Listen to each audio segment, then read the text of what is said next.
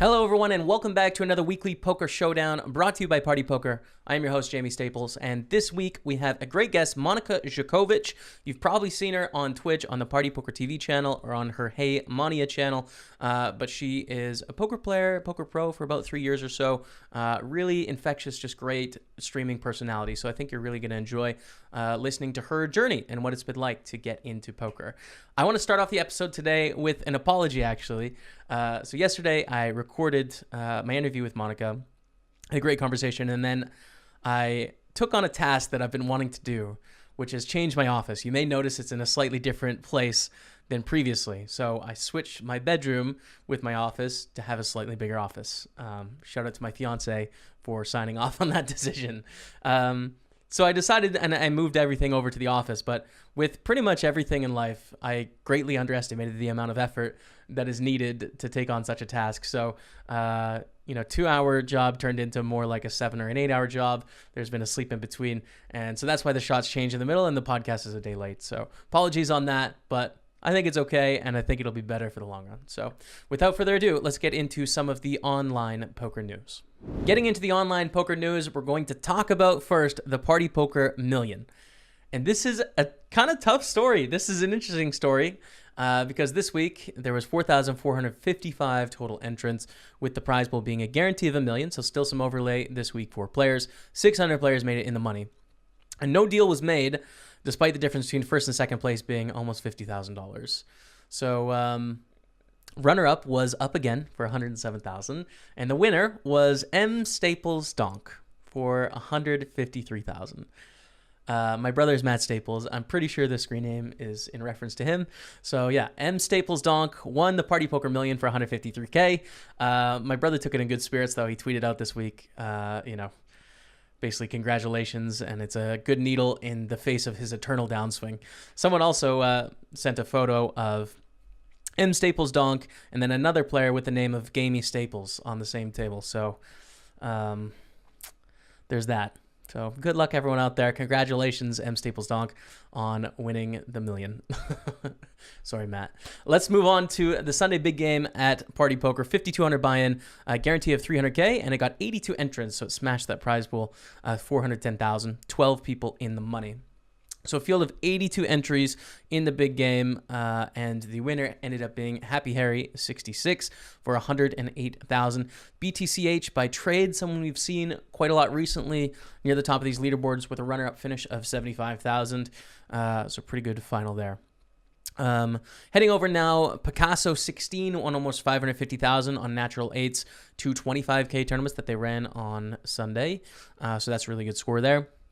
And then let's talk about some PokerStars action now. The 530 Bounty Builder High Roller, prize pool $469,000 with 938 entrants. This is during EPT Prague going on, which we'll talk about a little bit later. The champion was Elf Kicker, winning it on Sunday from Canada. 38,000 prize, 34,000 in bounties for a total score of 72K. So a really awesome finish. Josip 1313 from Croatia was the runner-up for 33,000. So less than half, actually, of first place. Pretty crazy with the bounties there. The Sunday warm-up half price on PokerStars this week. So the buy-in was $107. The winner was Flask W from Denmark for $47K. That's all we got for the online poker news this week. But now let's jump into some of the live poker news. For live poker news, just one tournament to report on this week, and that is EPT Prague, a long-running event in the Czech Republic. Now, the winner of this event, the main event, is going to take down just over €1 million, and actually, it is played down to a winner as of today. Mikhail Pobal from Belarus is actually the champion for €1 million. Some notables in the event, though, as well. Dietrich Fast is a name that I recognize from social media, going out in 8th place for €134,000, as well as Dominic Panka, a legend on the European Poker Tour with incredible results. A guy I really like too. I just enjoy his personality, and every time I've spoken with him, he's been such a great and stand-up character. So he ended up in 10th place for €62,000. So probably a little bit disappointing for a guy like him that's been at that final table and actually won events before, but nonetheless, pretty good result. Those are some notables that stand out to me in terms of people that I recognize in the field, but definitely a great event, and huge congrats to Mikhail Pobal on that first place finish. There's a new software update coming out for Party Poker this week. So there's a full tutorial video out on social media, but I'll give you a shortened version here, letting you know what's happening. So run it twice is the first thing. This is just out for fast forward cash games, but basically it's a way where, let's say you get it all in ace king against queens. If both people have it clicked, run it twice, it'll run out a flop turn and river, and then a flop turn river again, and it is a split pot. So it decides if you win both, but often it'll be split, and it kind of reduces those swings in the long run. So that's a really cool feature coming to run it twice. The bounty display as well is a little bit bigger for bounty tournaments, so that I'm really hyped about that. It's kind of tough to see. There's a new lobby for fast forward cash games as well. Makes it simpler to find games. There's a new button in the top corner of the table. And if you click this button, it'll actually open another table with your opponent. If you both have it clicked and you want to play 2 games, it'll open up a second game. So it allows you to have like those intense battles of heads up if you're really enjoying playing someone and really into a battle. And it doesn't contribute to the table cap of the King of the Hill format. So that's going on. Also, there's a new indicator in the top left corner of tournament lobbies, which will give you like your payout information, when's the next payout. So that's greatly improved as well and taken to another level. So really exciting update that's coming to you now. So check that out and let me know what you think. Let's get to the conversation with Monika now. Monika has been a part of Party Poker Team Online for the past year since we sort of started the official team, but she was previously streaming for the Party Poker channel before that. So if you are watching Poker at All on Twitch, you've probably seen her before. She's from Poland originally, but she's traveled around a bunch. She lived in a bunch of places. Malta recently. She's living in Vienna now and sort of a mainstay in the poker world. So it's great to talk to her about her journey and sort of the things that she has learned as she's gone from being a biologist, I think, a chemist. It was yesterday, a scientist basically, to now being a professional poker player. What that journey's been like and what she's working on to improve her game. So I think a really great conversation. Without further ado, a convo with Monika. On the podcast today, I have Monika Zukowicz. Monika, thank you so much for taking the time. Oh, thank you so much for having me. I'm super excited. Yeah, so we have actually had a conversation like this before, way back in the day. I remember we were going to do like an interview 3 or 4 years ago, I think, and that's when I first heard about you. And I remember talking at the time, you said you were a pharmaceutical student at some point, and then now you're obviously a Party Poker Team Online pro. So that's not a normal path. So how did you get to that? Well, the original plan assumed that I will have a gap year and I will give poker a try and I will see where it goes. Because hey, you're young only once. I know it sounds, it sounds pretty pathetic, but it is true. And like this is the best time of your life, so it's probably time to make all of the crazy travels. Because the other way that I could go is to probably like follow my scientific career, and like this is a hard grind, to be honest. You just don't see people because you spend so much time in the laboratory. And then you just wake up being, 40 when you finally start making some nice money. And I was like, hey, like, okay, I love science, but maybe it can wait a year or something. I want to travel. I want to see some nice places. And then, then I will just be serious about my career. But surprisingly, poker is going good. And it also opens like lots of opportunities, because originally I remember when I was in a high school, I was a really good student. I was always a nerd, so I won some biology Olympics, and I had the chance. I was sponsored for some travel to Portugal completely for free, which was like a dream for me when I was a 15 years old kid. And since then, I was like, oh my God, so if I will be a scientist, I will be traveling for free. I will see all of those nice countries. And like, it sounds beautiful. And then it turns out that you can do pretty much the same if you're a poker player. So... I was going to say, yeah, that was my poker dream. So it's interesting you can do that in science as well. Yeah. Completely really for cool. free. So yeah, when you're 15, you have like your imagination is still like pretty huge. So since then, I always wanted to be a scientist. But yeah, life goes its own way. So this is where I am right now. There you go. So this was about 4 years ago that you decided to travel after going to school for. I graduated like 3 years ago, and yeah, like I said, I've decided to take a year off and just see what will happen. Did you already Before I play will. before that? Like, were you playing poker, or did you That find was it in my that poker. year? Poker was my hobby, Mm, basically, and I was playing like mainly live. So I've developed some, I don't know, like I was just present in the Polish community, and because of that, I was invited to. I'm not sure if I can say that because I was invited to the Polish EPT commentary booth right. as Yeah, a yeah, guest. yeah. Yeah, That's yeah. okay. So I was on that team back then too. I understand. Yeah, yeah, I'm so with you. even though I was not professional, like everyone knows me, and I had some friends in the Polish community, so that's why I ended up in that booth, and I did great, even though like I was I was not that confident that time. I didn't even have a Facebook profile picture. Like I was not a big social media crusher or anything like this. I was Mm. really really shy, and I don't know, somehow people liked me, and since it all started, like I decided to create my blog, and I got the job from like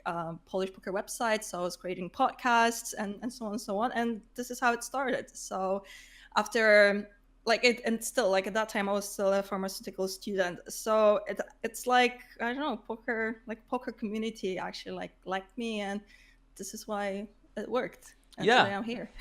Well, that's a crazy progression. Like when you were first getting into it, like you said, you didn't have a Facebook profile. You know, you didn't have any sort of Oh, not at any all. public presence. Did you picture that you were going to be doing this, or like, how did you go from being like leading kind of a private life to now being, you know, an ambassador for a site and like a public figure in that? You can tell it by my nickname because my nickname is Hey Monia, which doesn't make sense in English. Like if I knew back then that I might like my nickname might be useful like for the I don't know bigger like I'll go more international. I would definitely change my nickname. But back then like it was just a I don't know. I was in the commentary booth and they wanted me to create my Twitter account, and I was like, oh my god, what do I pick? What kind of nickname? So that was pretty random. So I actually didn't plan it. I actually didn't plan it at all, and it's just like this whole career just went with the flow. Mm. Obviously, like I'm not gonna lie, it was obviously easier because I'm a lady and there are not many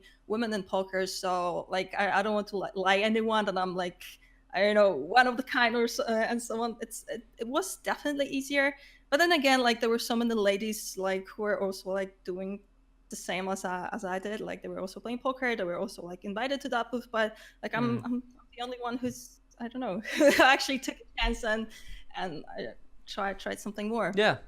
Well, So yeah, yeah. definitely. Like women are very underrepresented in poker, so the poker industry gets very excited when people are interested in creating content around poker.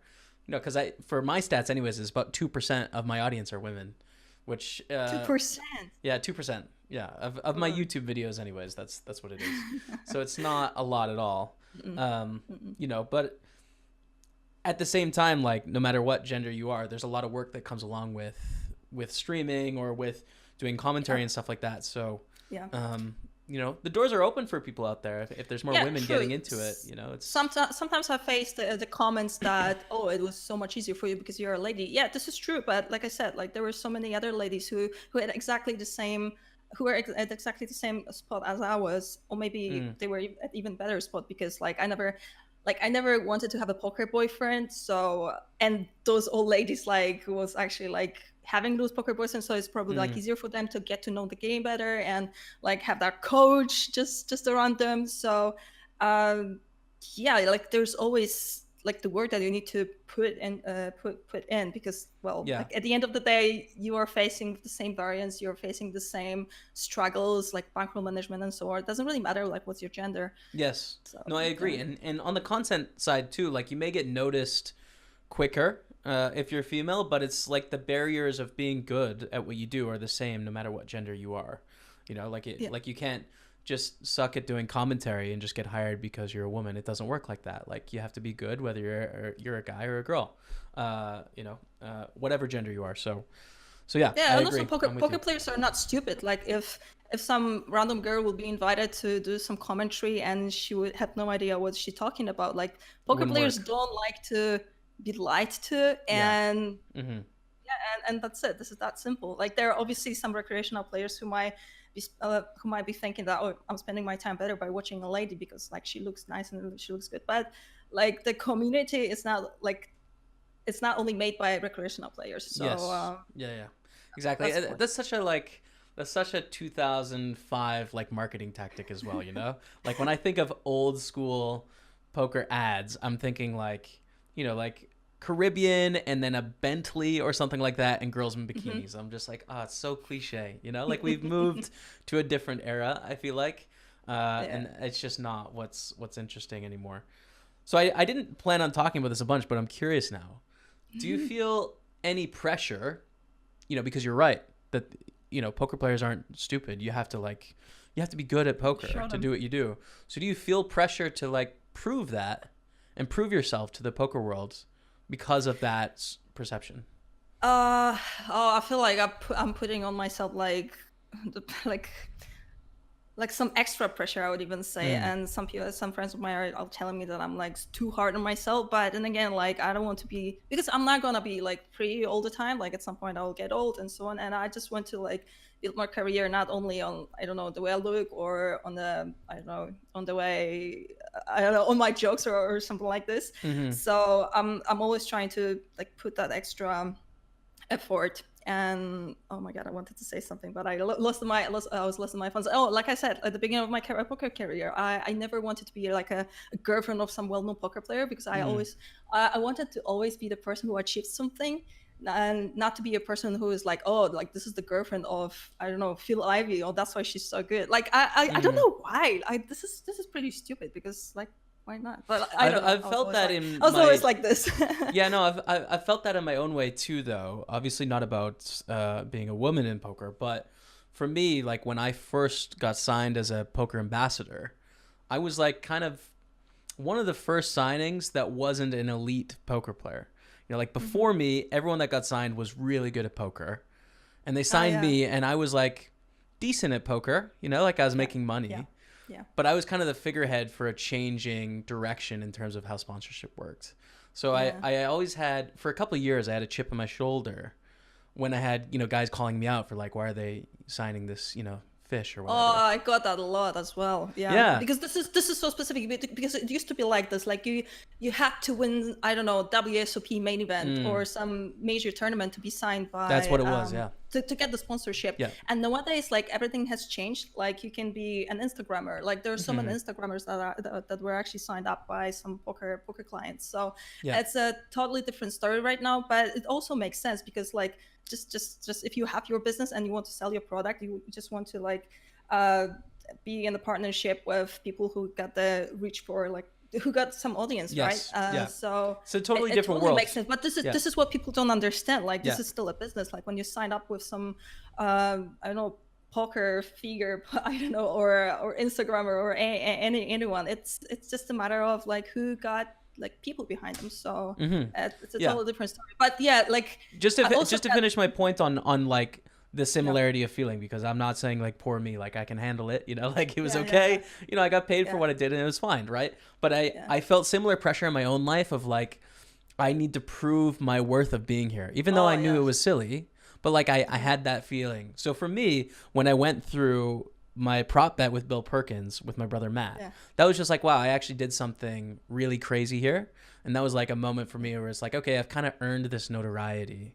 Even though I think, like just being a poker streamer that people watch is enough on its own. But I remember feeling that in my career. So I totally understand where you're coming from on that. Yeah, I got that a lot. And also like, so, sometimes I'm getting the messages like, oh, how did you got like the sponsorship? Because like I play same stakes. I'm like, yeah, but it's not this. Like there's so many good poker players, but like they play poker so much, they have nothing but this, so it's like sometimes so hard to talk to them. Like they would never like create a nice you know what I mean, what I mean, they just have poker. So like it wouldn't really make sense to like be, I don't know, sign them up as a pros even though they're good.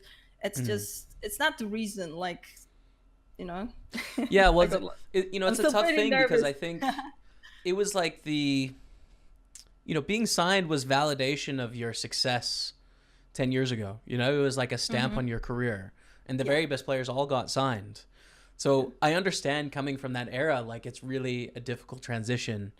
but it's a pretty bad strategy for companies to do, you know, like that's not the purpose for them. So I get people being frustrated because that stamp still exists in the poker world, you know what I mean? Like, and so to the average person that might see me or you, they might look at us and think we're like really great when there's a lot of players that are better than us. But it's just like, that's not what it's about. And it angers those players, I feel like, you know? This is not how it works. Yeah, and people don't understand that. Yeah, totally. It's not. Yeah. But, you know, that's okay. That is how it is. Yeah. So how has your poker progression been like since you know, in that year that you took off, went traveling, you found poker and you started to play, you know, more regularly? What's the progression been like in your game from then to now? Like, what games were you playing? And, you know, just like, how did it happen from there?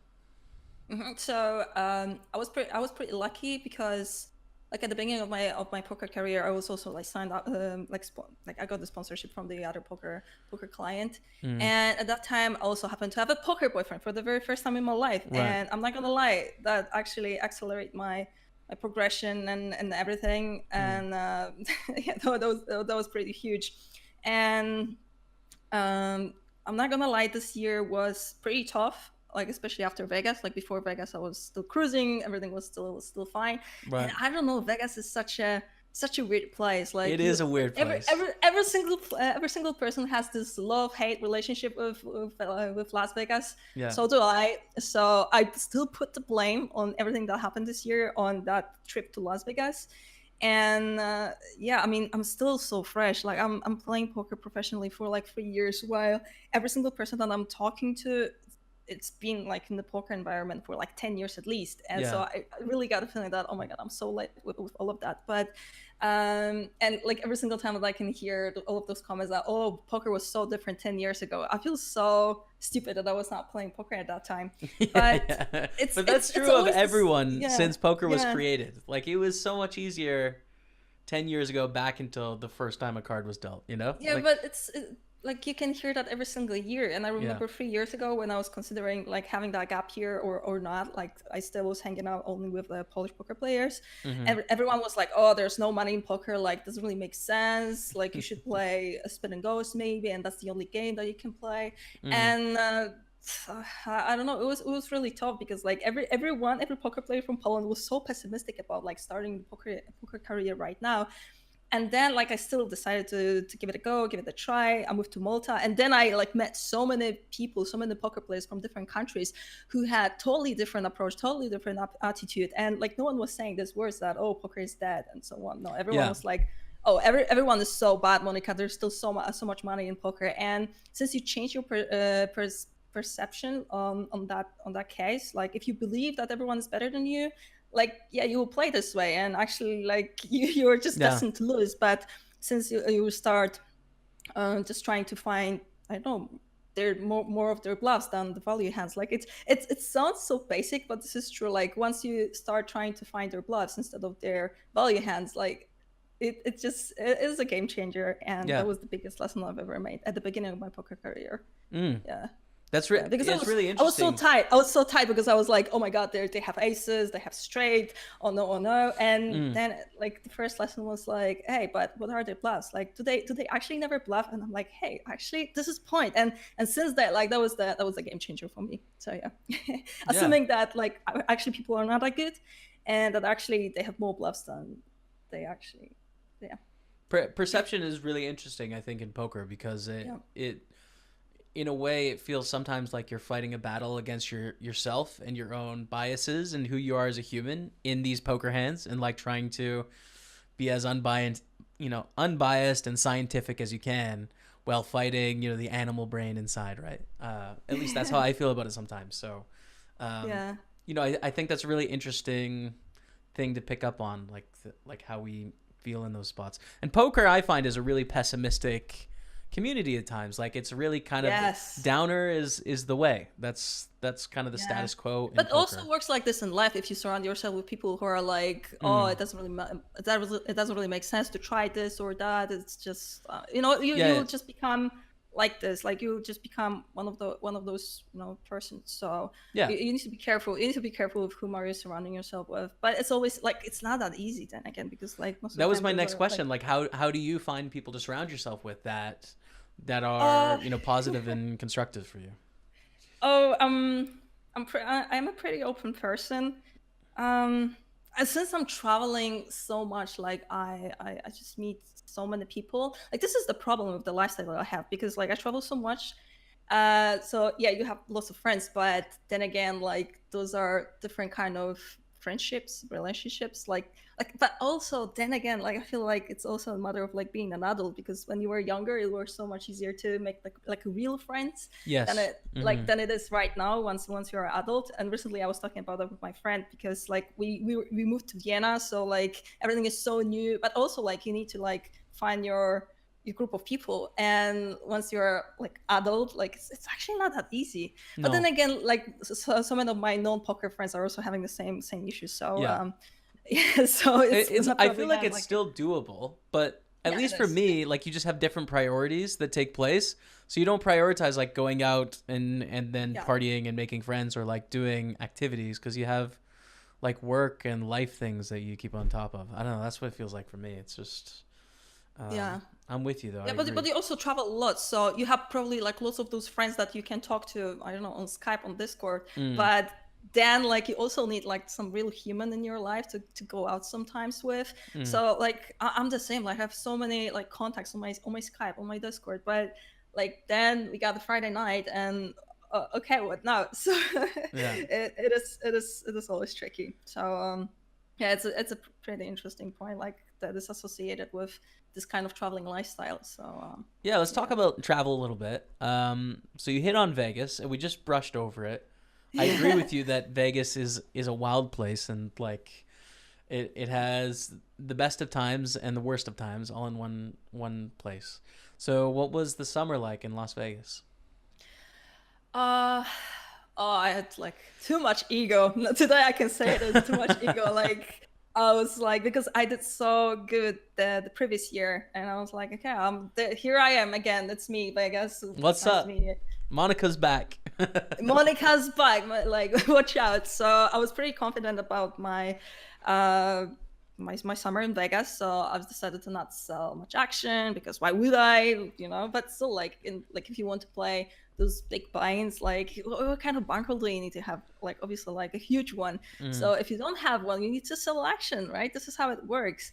And I was like, no, I'm not selling action. I'm so good. They're so bad, and yeah, they're always bluffing. Oh no, no, no, totally. It didn't work. Like I still managed to like make up some money on the cash games, but still, I felt so stupid. But it was like a pretty important lesson, and I also believe like I will use it at some point, because like one day I will obviously think something. I don't even have like doubts on that, but Mm. at that point I will be just smart. And because I have so many friends who actually like win some like huge money, like think that nice MTT or Yeah. whatsoever, and like after 2 years or something they just end up with nothing. Or like there are so many pros who are like having millions on their handle mobs, and they're actually being staked like till now, because like they were not able to manage their money. So I feel like I made my lesson, which I am happy for, because once I will hit that big score, like I'm not gonna make the mistake with this big money. So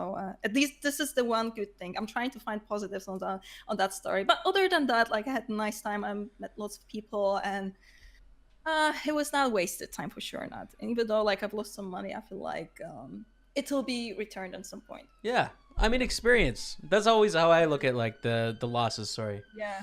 Yeah. Also, the Times good around thing life. is like after I came back from Vegas, I was obviously pretty felt pretty down. I feel like I even played worst online, and that made me like getting a coach. So I believe if I didn't go to Vegas, I probably like keep on like playing, keep on streaming, everything would be like normal, and like I don't know, maybe my skill level would be like still like even and so on. But like I got to some, I don't know, hole, I don't even know how to name it, and I got to the point when I was like, I just need some help. So I Mm. hired a coach. So that was probably the best decision in this year, because like, well, I feel like I'm playing better right now. I also like start playing cash games, which is like so much different than tournaments. Right. So yeah, I'm trying to find the positive stuff from that weird summer. Yeah, So that's it. Yeah. that's cool. So I know you just moved to Vienna, which one of my favorite cities in the world. I got to spend 3 months there. I loved it. So how are you finding the new environment? Oh, it is so different because like I used to live in Malta. Malta is totally it's Mm. a I don't know. Malta is a little bit like Africa rather than Europe. Right. So Yeah. coming from Malta to Vienna feels so good because like winter time in Malta is so terrible as well. Anyway, like Vienna Island has it fever as all. well, right? In Malta, like I felt a little bit of island fever after a while, whereas like I feel like I've seen all of these streets before. Like I've been to Yeah. all the places, you know? The good thing about Malta is that there are so many people from different countries from all around the world. So Mm. even though the streets are the same, the places are the same, the people are different. So and it's so easy to make friends like in that little island because everyone is from somewhere and Mm. everyone needs to find friends, needs to find a group of people. So people are very, very open. So that was a good thing about Malta because it was so easy to make friends and have that social life. But Vienna, like I'm here since the beginning of November, so it's almost 2 months, and like I was in the grind mode, so I actually didn't spend that much time out because I literally was just sitting here and playing. So like right now I feel a little bit stupid that like I spent so much time in here instead of like exploring the city because I also promised myself that I will be skiing every single week, like just because it's Every just so close. week. Yeah. Wow. Every That's week some wishful skiing. thinking. That's a I lot. know. I was so excited because it's just imagine you wake up in the morning, you have like 1 hour drive to Mm. some ski resort, then you just skiing for like 5 hours and you go back home and then you can grind, you know? That was Yeah. my plan. That was my imagination. Obviously, and practice, it's just not working this way. Yeah, but Vienna feels really amazing. And also mm, so many friends of mine told me that Vienna is number one city among I don't know all the cities in the world. That's like that. There's like top one in terms of like quality of your life, and it's Mm. like super green, but it's winter time, so like, I cannot see that. I cannot see that. It's like super green, but like it feels really good, and you can feel that the comfort of life is just so much higher than it was in Malta. Yeah. And what else should I say? I don't know. It's just so easy to just go out and just just um oh my god, just work on your hobbies because like not everything was available in Malta, or if Yeah. it was, you needed to wait for the summertime, for example, to do some classes or to explore some I don't know topics. I'm like into some wine, so I can just every time anytime I can just do some wine classes to just explore that area of life. And in Malta I would have to just wait entire year until the classes would start. So yeah, this is a simple example, but yeah, it is what it is. Yeah. I got that feeling too in Vienna. It was just so I mean, it's such a beautiful city architecturally and just like walking around. It's, I mean, especially coming from North America, where we in Canada, we don't have old buildings. Our country's, Yeah. not very old. Yeah. So that's amazing. But then it also just seemed like everyone was living an amazing life. It was just like an idealistic view. Yes. I'm just like, oh, these families are out playing in the park and going for a bike ride, and they Yes. go to their local shop and they buy produce and make a great meal. And it was Yeah. just like, Yeah. wow, this is Even the just, way they're yeah. dressing, like Oh, so everyone's smart, just. clean. Hmm. Yeah. Yeah. Um, Yeah. everything's put together. Everyone's put together in Vienna. Everyone has it going Yeah. on, Yeah. and it That, lifts you. I totally agree with that. So in Mm. Malta, like nothing made sense. You could order the pizza and you didn't know whether this pizza will arrive or not. Yes. And like people just Yeah. didn't care about anything. I Yeah. mean, this is like kind of this southern countries Mm. lifestyle, and here in Vienna, it's just like everything's the way it should be. So yeah, Yeah. that's very enjoyable. Yeah, I Malta like feels a it. little bit more like a college or university experience where it's just like, you're flying by the seat of your pants and it's just all happening. Yeah, It's yeah, fun, it's but just it's just like, yeah. yeah. Yeah. Uh, So I want to talk about streaming a little bit. You stream on your own Hey Monia channel, as well as on the Party Poker TV channel, 3 days a week right now, right? yes. Yeah. So how was the how did you get into streaming? How did you first start streaming? Think it was a good idea, other than after that commentary, and then get partnered up with Party Poker. Yeah, so like I said, everything started from that EPT commentary, Mm. and then my friends suggested me that maybe I should just start blogging and so on. And since I started blogging, I was offered a job and for some Polish poker website, and they actually wanted me to stream. And I was not really sure because obviously I was not confident about my game. I was obviously not good, and I was aware that I'm not good. That was just my hobby. Of course, like I I had some basics and like I was able to win some money in poker, but I was not professional. And I knew that I would be watched by some professionals. And I was still like so afraid to be judged at that point. But still, I Mm. gave it a try. So since the beginning of my career, I was always streaming for some other channels. So at the beginning, I was streaming for on the channel of that Polish poker website. Then I was sponsored by BetSafe, so I was streaming on the BetSafe channel, and I still had my Hey Monia channel, but there was never time or space to just develop my own channel.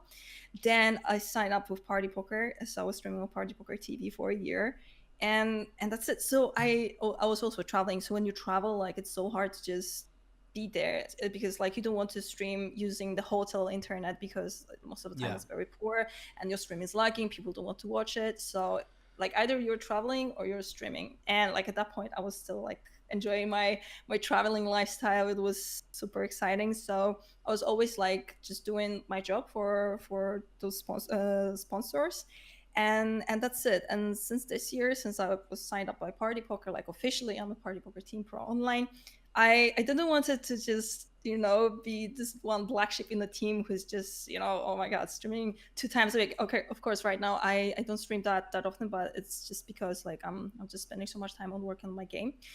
um but like I still was like, okay, so I need to stream twice a week for Party Poker TV, but I don't want to be this lazy person in the team who's not doing anything else. So this year is actually the first year ever I've actually started doing something on my own channel. And it's Mm. still I'm kind of disappointed because looking at that year from now, like having a look in the past, like if only I didn't go to Las Vegas, I would stay here. Like I would stream on my own channel more, and Mm. like you can see all the numbers, all the hours that I spend on my channel.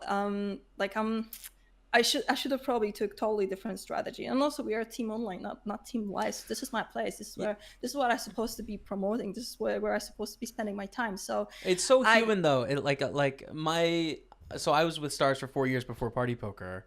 mhm, And I probably went to like 12 live stops, and when I go to a live yeah, stop, it means you're 12 days off your channel. I mean, you yeah. have to live your life and explore and have a degenerate I summer in know, Vegas. I Like know, you got to but I do it. probably like totally. I went to the absolutely extreme because like I still live with that thought that, oh my god, I'm still young. I'm not gonna be young forever. I'm not gonna Mm. be in such a nice spot in my life forever. So I need to just use this opportunity that I have and travel and explore the world. And like after Vegas, I just woke up and I was like, what am I doing? This is not it. If I will be like living this kind of lifestyle, just traveling, not thinking that much about my long-term goals, I'll just I was just just this is not the way it should work. So I'm pretty mad at myself that I actually didn't stream that much on my channel this year. I was still like streaming on Party Poker TV, and Hmm. like at the beginning of the year I was streaming a lot, but yeah. So that's the big lesson for me. And especially like this is pretty funny. I can see that lots of my regular viewers prefer to watch me on my own channel instead of Party Poker TV. I don't understand this, Mm. This is still me. This is the same game.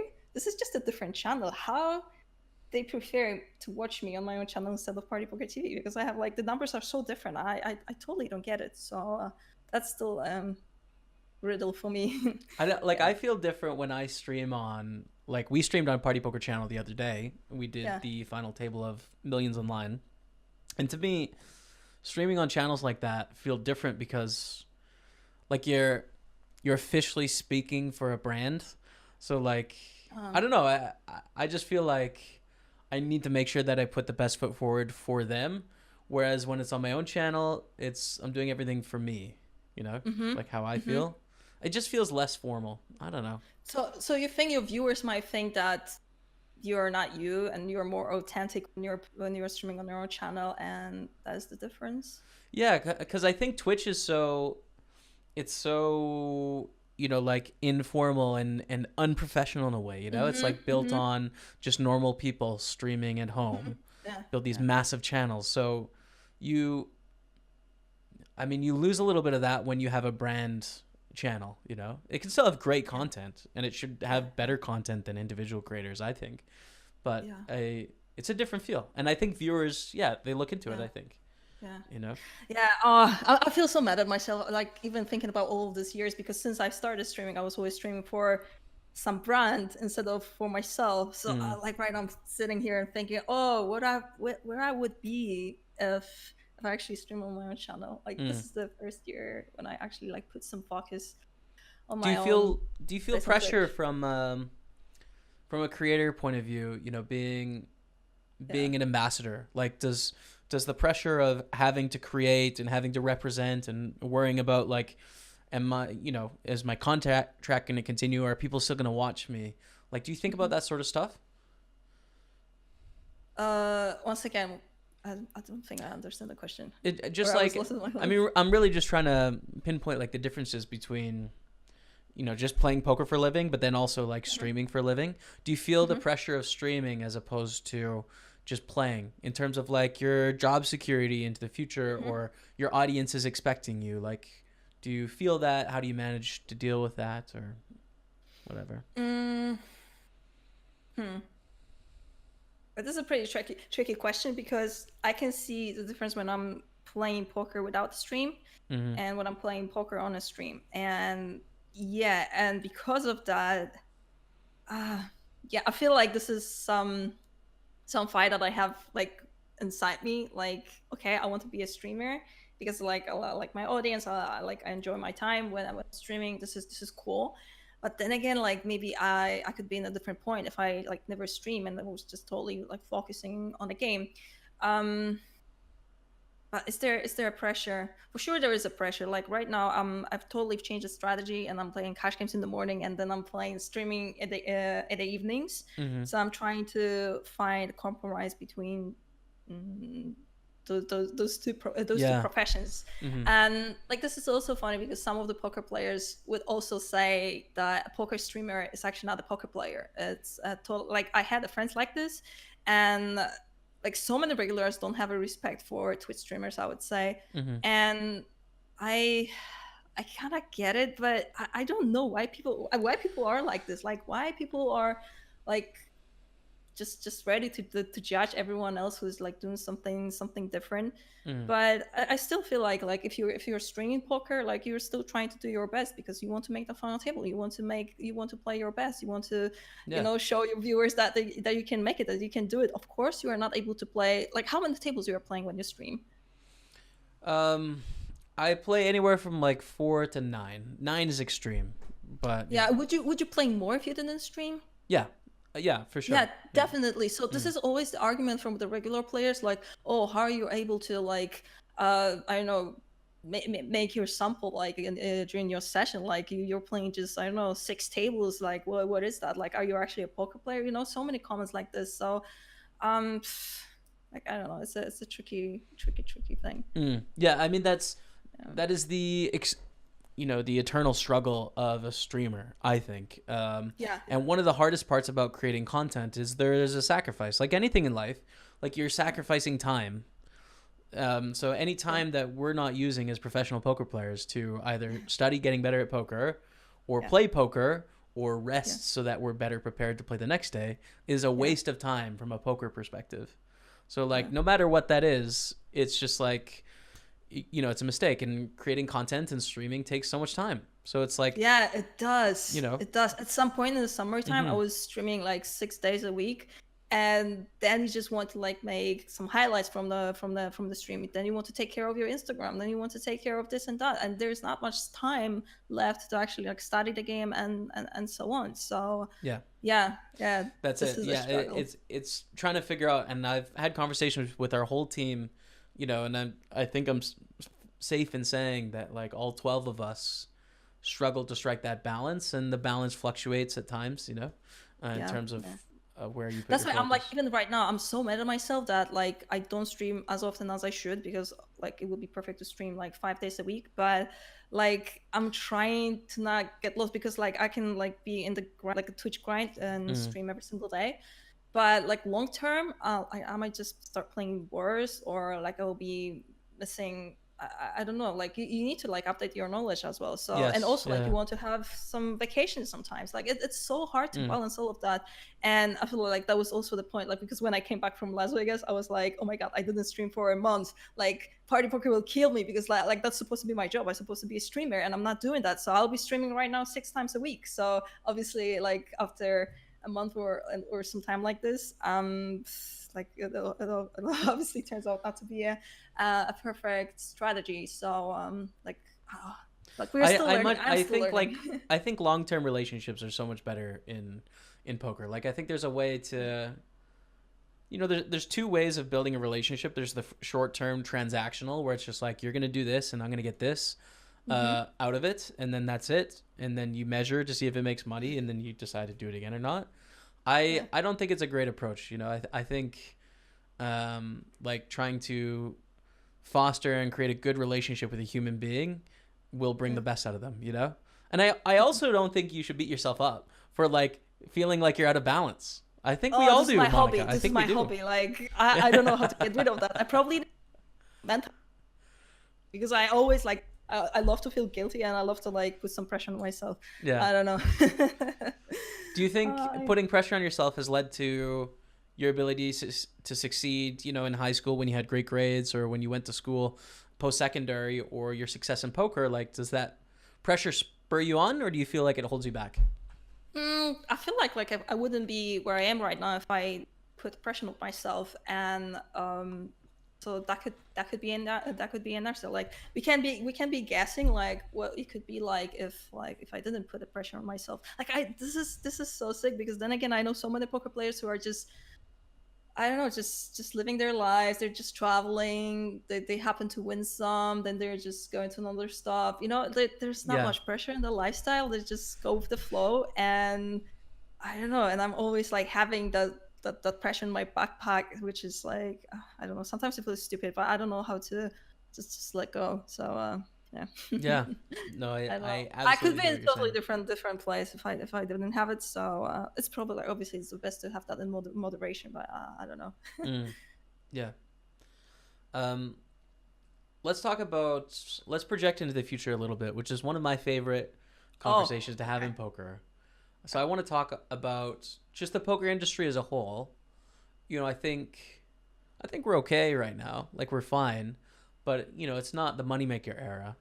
And we're obviously focused on content. So I'm curious as to if you've thought at all about the future of online poker, the future of poker in general, and how are we as an industry and a community gonna figure out how to keep this game growing and thriving? This is a good question. This is a scary question because It's very open-ended. I know, like every single year, because this question is being asked every single year, and every single year everyone is so pessimistic like when it comes to answering that. So that's why I'm kind of numb when it's like coming to like when all of those pessimistic voices are speaking. But then again, it's obviously like not growing. You can see that by the guarantees. You can see that by the number of people playing. Obviously, live poker will never die. I feel like live poker will be always there. People love to play live more than they love to play online. So that is like for sure safe and Yeah, sound. the barrier of entry to playing live is simple. Like it's not intimidating to someone that's never played before because you've seen it on every movie ever. Whereas online poker, for whatever reason, is more niche. So I agree with you there 100%. Like live's easier to get into. It takes so much time and to play, for example, an online tournament, even though it takes so much more time to win the live tournament than the online tournament, because it's just a matter of a few hours, while live you just need to play an entire day or even a couple of days. Like live poker will be always doing good, but online, to be honest, I don't know what's the truth. Are there like any areas in the world that could still like boom? Like I was thinking about India, maybe India, because I was told that it is booming, but like can we see that actually? I'm not really sure. To be honest, I don't know what could happen, what should happen, so poker would like boom again. I was recently super surprised because like like 2 years ago, we used to have a ladies events on Party Poker. That was a tournament, 3 tournaments with a buy-in of $109, $22, and $5.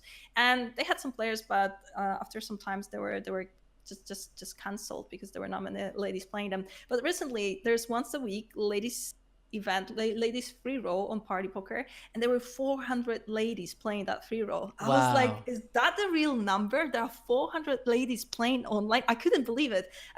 But because there are also some ladies events on the other poker clients, and they're like getting smaller and smaller and Right. smaller. So it's I always believe that ladies don't like to That's play about online poker. 2%, right? If there's 20,000 people, 400 people, that's about 2%. It's about, Uh-huh. yeah, it's about in line with my YouTube 400 stats. 400 ladies. I was just shocked. I was streaming that free roll. It was so much fun because ladies were doing all the crazy stuff they probably always wanted to do at the live tables. But like when you play live, like you're kind of afraid that people will judge you, so Yeah. you kind of stop yourself. Hmm. But when they are playing that free roll, they're just like wild. They're just wild. So it's always so much fun to play that. But like I was really curious, why is that happening? Is that just a matter of the fact that like it is a free roll and that's why they're playing? But I don't know, but then again, they must like to play poker, right? Like if they're Hmm. here, if they are aware that the thing like this is happening on the online client, like I don't know, I don't know. But I don't know So, what's the future. yeah, It's so hard to answer that question. it is. Life will be always good, but online is pretty unpredictable. I mean, I think things are okay. Like, people are pessimistic, like you say. And I agree. I Yeah. think it's too pessimistic in the poker world in a big way. It's like the fashion or something. So I think we're doing fine, but I really don't think we're going to have a big poker boom ever again. But I think we can have growth. You Um, think so? yeah, it's such a How tournament poker about player's mindset of like, we huh? need to blow up like Yeah. 2003. Like, it can just be a slow, steady Yeah. increase. That's fine too. Yeah. Yeah, just a grind, just a grind. Like Yeah. obviously, like, yeah, obviously the guaranteed prize pools are not as huge as they used to be, Hmm. but still, like you can make money by playing poker Yeah. because like people are still bad. There are still so many bad players. So this is what we want. This is what they need. So this is still there. So it is doable. It is possible. But I don't know. Maybe one day we'll get back the American players. Like who knows? This is Yeah. what we don't know. Like if that happens, then everything will be great, I asked and Rob we Young should be about that on this podcast, and it's an unreleased episode because the audio got messed up. But he was really, I mean, Rob Young is definitely a dreamer and an idealist, I think, which is great. But he was very pessimistic on the U.S. He just said there's no lobbying effort, being put forward in the U.S. for nationwide poker. Like people aren't trying, and it seems like great. very difficult to get nationwide poker. So But I this is mean, so crazy because they still like there's so many Americans playing live poker. Like they love yes, the game. it's huge. They do. Yes, it's growing all the time. Live poker, it's Yeah. huge. I can't imagine what online poker fields would be like today, in 2019, almost Yeah. 2020, if we had nationwide U.S. poker in the global player pool. Like, think about if we had all of the countries that have their own markets, like Spain and Italy and France, and Mhm. like all in one pool again. Like, Sweet it'd life. be amazing. It'd be amazing, But, wouldn't it? yeah. Yeah. I just don't know what is behind like how like this American market is like.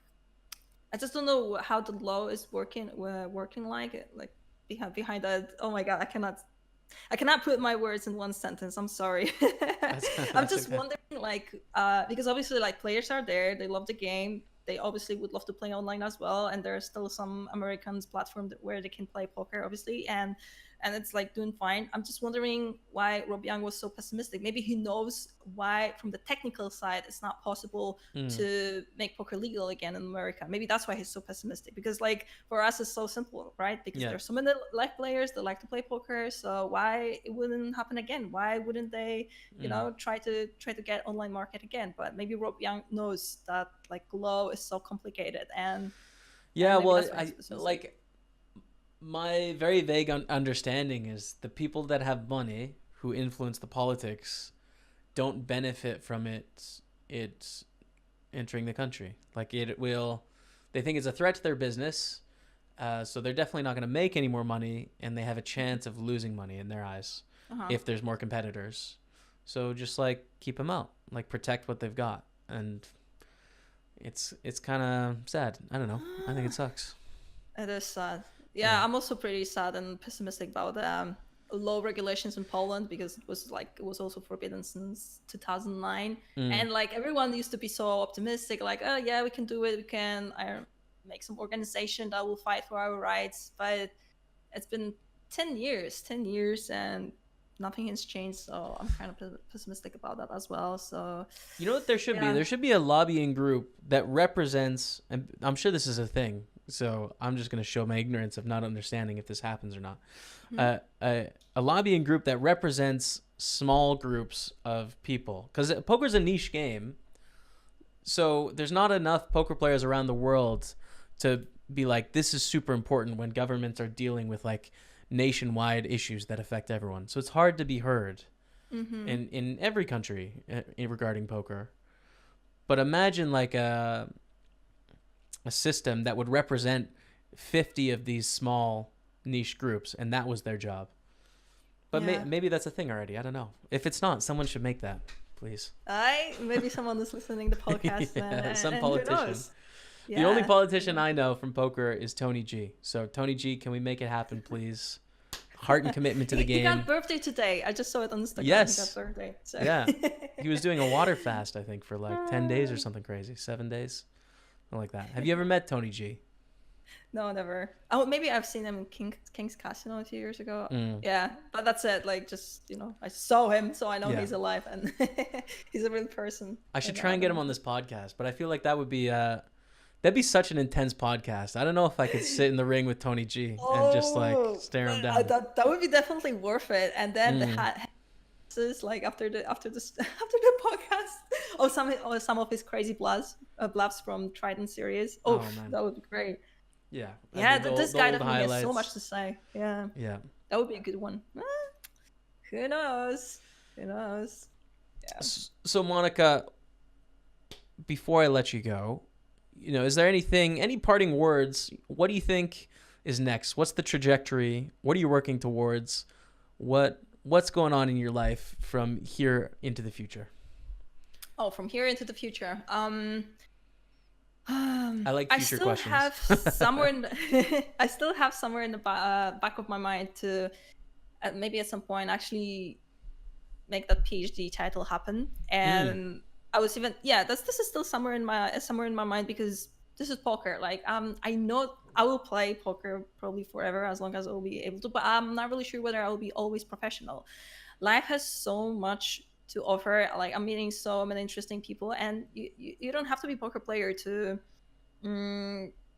explore life, to feel that life fully. And I actually feel like if I ever, let's imagine that I would go in a different way if I have chosen the scientific career. I feel like I wouldn't like to be a scientist like all of my life. So because life has so much to offer. So I feel like I would try to change my profession at some point as well. So this is still somewhere back in my mind. But right now I'm still enjoying the game. Like I said, I'm still so fresh in this environment, and I'm so happy that I was signed up by Party Poker, and I can name myself a Party Poker Team Pro online. This is huge, and I'm super happy to have that. So I'll try to make my best out of that. So since I'm given that opportunity, I will definitely do my best and make the best out of it.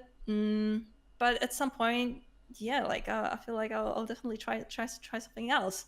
I'm still young. I don't even have a boyfriend, so life is so open to me, and I'll just see what life will bring. Right now I'm focusing on improving my game, because I'm still pretty sure that I will hit that one big score in MTT or anything. Why not? Someone is winning those big monies almost every single day. Why not me? So I want to be ready if the opportunity will come. But at some point, I always wanted to have my own business. So I'm also thinking about that, but I'm not really sure what that could be. Someone told me that, oh, Monika, you're thinking about that business, but actually you already have one, which is your, social media profile, because you could invest your money in some, photo shooting sessions, or some, you can be posting your hand analysis. This is your business. This is what you can take care of. So that actually changed my perception as well. So I already have something. But you know what I mean? Like I was always thinking about like having my own something, having on my Right. own, I don't know, hair salon or whatever, like some like some simple example. So this is also one thing on my list to do before I die. But yeah, right now it is traveling. I still don't know where I will live. Like right now I'll live in Vienna, and like I learned to not make huge plans because life is happening its own way. Like to be honest, I just don't know. Right now I'm here. I like it. It's cool. It's just like, to me, when I hear it, it sounds so free and optimistic and open. Yeah, It's just like, it who is. knows where life's gonna go? That's what it feels Yeah, like it to is. me. It is a freedom, which is cool, and most of my friends are kind of like jealous of that. Oh, Monika, you have such a nice life. You don't know what will happen. While they are like at homes, they know that 2 years from now they will still like doing what are they doing right now because they have this position in their corporation or they have a baby. But then again, it's not that easy, right? Because you are the only responsible person for what, I mean, obviously life is happening itself, but you are making decisions. So like, okay, I don't know what will happen in 2 years from now, but I'm the person who is responsible for that. So that was the big change, like in comparison to my life when I was studying pharmacy, because I knew that okay, in 6 months from now I will have that big exam, so I need to learn, I need to study, I need to, do this and that. So there was always someone above you who's like planning your life because you like past this, past There's that. a trajectory. Yeah. Yeah, so you are actually not thinking that much on what you need to do, what has to happen. You know that you need to like maybe do some extra course to like improve yourself in this area and to do better in that exam. So this poker lifestyle is so much different because you are kind of responsible. And like lots of my friends who are having a job, they're like not thinking. They have a boss who is setting the goals for them, and they're just pursuing those goals because someone else has find those. Yeah. It sounds cool to be free and like not having like a strict plan, but I feel like it's also not that easy. Like I have some hard times, like a lot, because I'm not really sure what will happen. Like this lack of security is also, it is good and it is not good. Like everything is fine in the moderation, but if it goes to some crazy extreme, like it can be hard for your mind. There's challenges. Yeah. There's absolutely challenges. It is a challenge. Yeah. And if you think about like poker players as their own, I don't know, bosses, yeah, like you can tell that you're the only person who can tell you like what are you lacking, what are you missing. Maybe this is a mental game, maybe this is some, I don't know, like maybe you don't know how to play heads up. So you are the only person who need to set your goals. And like if you have the regular job, regular life, like you don't have to think about that. There's always someone else who will set you a target, and that's it. So it is cool to have that free life, free like this kind of lifestyle, but it's very, very challenging. Well, and what is fun and what is interesting for the audience is that the journey you share the journey of your progression. You share it on Twitch, you share it on your social media. So I would encourage everyone to check out Monika on Twitch, Hey Monia, right, as well as the Party Poker TV channel. Where else can they check you out? Where else do you use primarily? Primarily I'm using Instagram. This is my favorite social media. I am also on Facebook. Hey Monia on both? Although, excuse me? Are you Hey Monia on both of those platforms? Yeah, everywhere. I'm Hey Monia. I'm not really sure how to use Twitter, to be honest, because Twitter is not a big thing in Europe. Like here in Europe, people are using Facebook. In America, they're using Instagram and Twitter. Yeah. While like no one here has Twitter. So Twitter ends in the UK, kind of. That's it. After the UK, it's just like Instagram and Facebook. Yeah. So I have it. I don't know how to use it, but I have it, and I try to post something sometimes there. But still, Instagram is like number one, and Facebook number two, and obviously Twitch. Yeah. Awesome. Yeah. Well, Monika, thanks so much for taking the time today. I'm just personally pumped for you. I love Vienna. I think you got a perfect setup. I think you're doing all the right things. So really excited for you, and thanks for taking the time to speak with me today. Thank you so much. Thank you for having me. Thanks. Big thanks to Monika for taking the time this week to speak with me. We've done a couple streams before, and it's just really easy to stream with her. The conversation is great. I think she's a great broadcaster, and I'm just really rooting for her success in poker and streaming and stuff. So make sure you check her out on Twitch and social media. Follow her journey as she continues her progress forward in poker and life, etc. And huge thanks again to Monika for taking the time. We're going to pick up a hand here, heads up action between Jacob and Maria. We see Jacob raise up on the button to 21 million and Maria call in the big blind with the Jack 9 offsuit. So we go to a flop of 6-4-3 with 2 diamonds. Both opponents basically missed this flop. Jacob having the betting lead, you would expect to continue with a continuation bet here.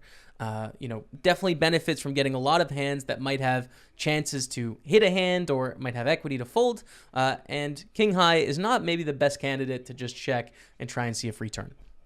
So Jacob does bet 21 million into the pot, and Maria with the Jack 9 is actually faced with kind of an interesting situation here because this is a heads up game. So Maria has 2 overcards, and she also has the backdoor flush draw with the Jack of Diamonds. Now you're going to have to choose sometimes when you miss this flop with a 3, 4, or 6 to continue, right? And of course, you're going to continue with your 5s. You're going to continue with your 7s. You're going to continue when you have a deuce or when you have a diamond, but you actually need more than that. So is Jack 9 a reasonable hand to continue with sometimes? Maybe mix in a check raise or a check call. It's really tough to say because you need to have a balance between continuing and not. If you call all the time with Jack 9, well, you're going to have way too weak of a set of hands going into the turn. So you need to be balanced, and we can't tell if Maria is in this spot or not. But she does elect to call and continue to the turn. The turn is the beautiful 9 of diamonds for Maria. She's got to love that card, picking up the top pair with the flush draw kicker as well. So really good card for her. She checks as she should. And Jacob is faced with a situation here. Now Jacob has King 8. He doesn't have any straight draws. He doesn't have any flush draws. And the flush just got there. So this is not a very good card for Jacob. And I don't like continuing as a bluff here.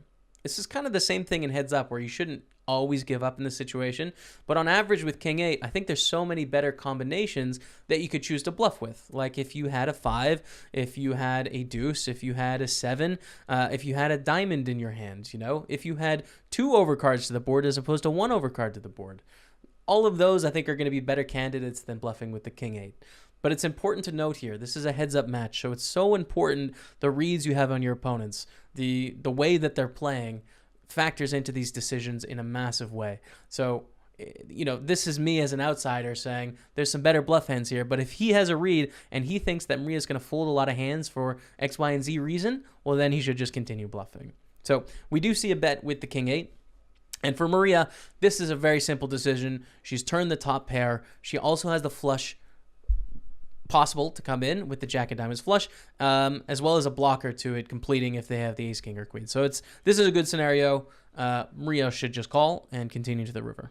The river comes the 10 of spades, which does not help Jacob and is not particularly scary for Maria either. So action checks back to Jacob, and he's got a decision. Do I continue bluffing or do I check and give up on the dream?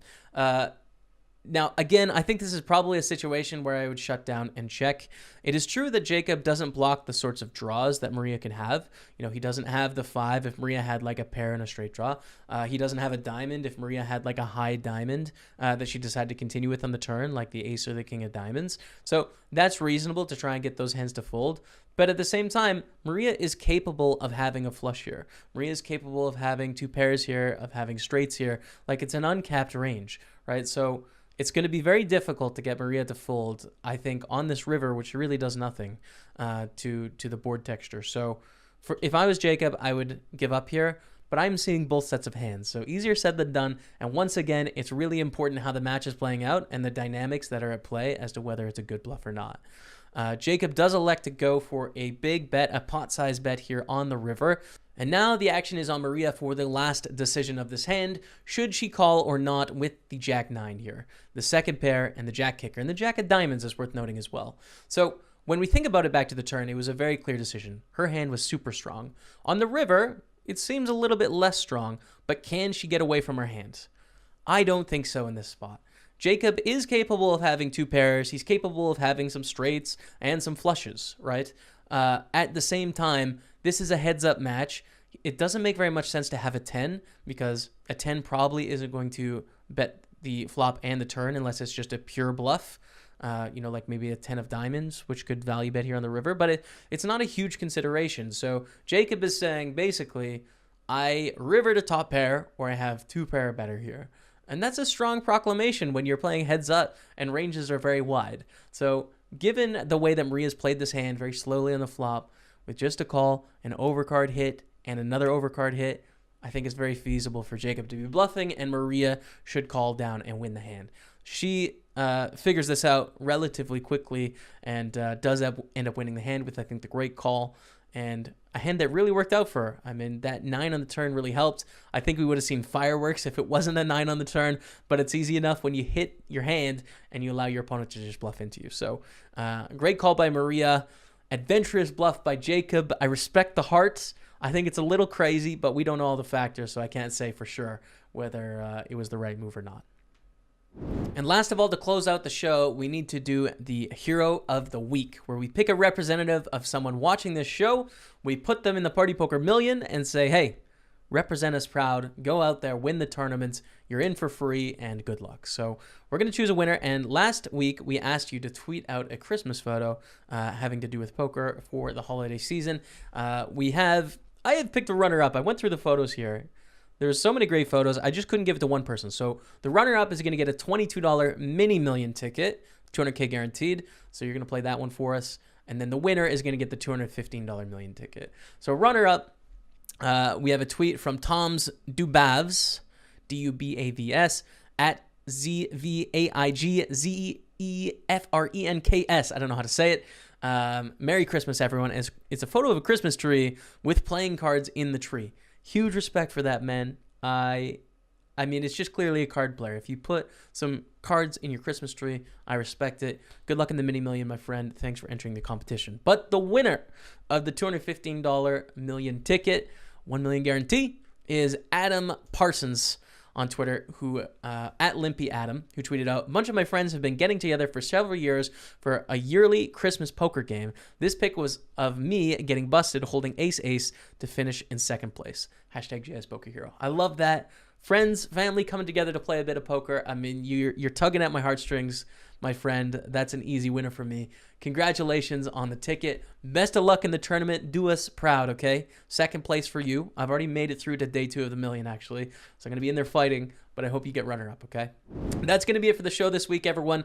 Thank you so much for watching. We're not going to be here next week because of Christmas / the holidays. So I hope you all have a great holiday season. Have some good time with friends, family, some nice relaxed time, and hopefully some good poker time as well. I think it's a great time to play poker. I love playing poker over the holidays. So that's it for this week. Thank you all so much for checking out the show. But until the new year, 2020, we'll see you later.